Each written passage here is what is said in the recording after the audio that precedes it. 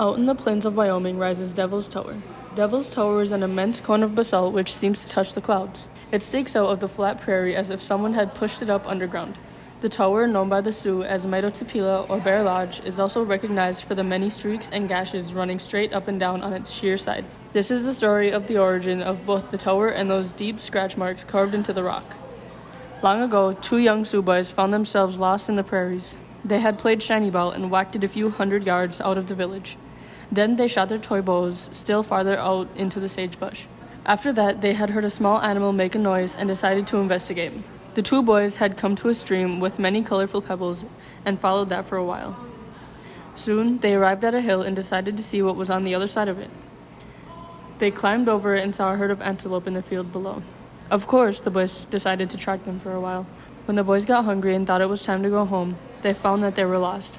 The two decided to start off in the direction where they thought their village was, but unknowingly kept traveling further and further away from it.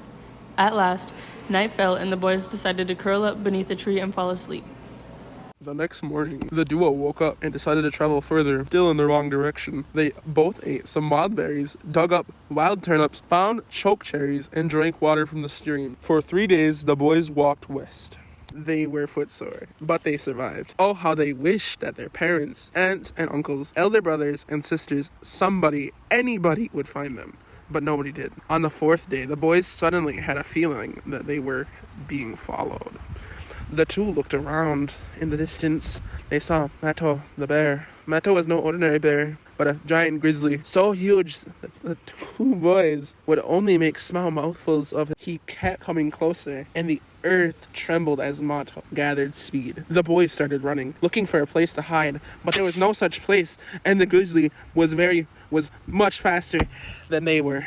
They stumbled, and the bear was almost upon them. They could see his red, wide-open jaws full of enormous wicked teeth. They could smell his hot, evil breath. The boys were old enough to learn to pray, and they have called upon the Wakantaka, the Creator. Tanka Sheila, Grandfather Rock, have pity, save us, they prayed. All at once, the earth shook and began to rise. The boys rose with it. Out of the earth came one cone of rock, going up, up, up, until it was more than 1,000 feet high. And sitting at the top of it were the two boys. Mato the bear was disappointed to see his meal disappear into the clouds. But remember, Mato was a big bear, a large bear, the biggest grizzly bear to have ever existed. He was so big and tall that he could almost just reach the top of the towering rock. He could climb up it. Mato could get at those boys. And so he climbed. Mato claws his way up the tower, scratching into the rock. His mom must have got out of reach from the top, close enough to snap at the boys, but the stone was too slippery.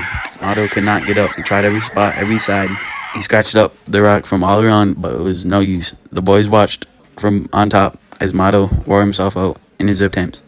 Inevitably, Mato gave up. The duo finally saw this huge, growling, grunting mountain of fur disappearing over the horizon. The boys were saved, or were they? How would the two get down? They were humans, not birds who could fly. Even today, mountain climbers find themselves in the same predicament. They conquered the Devil's Tower only to find no feasible way down. Nowadays, the marooned climbers call in a helicopter to carry them off from the top.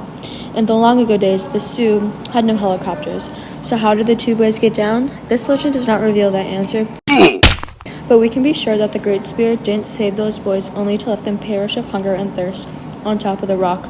Well, Wongbley the Eagle has always been a friend of the Sioux. Maybe he grabbed them too and brought them back to the village. Or do you know any other way down the Devil's Tower?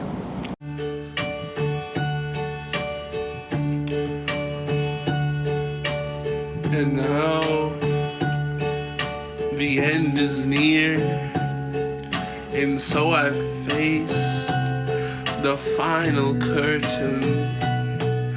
My friend, I'll say it clear, I'll state my case, of which I'm certain.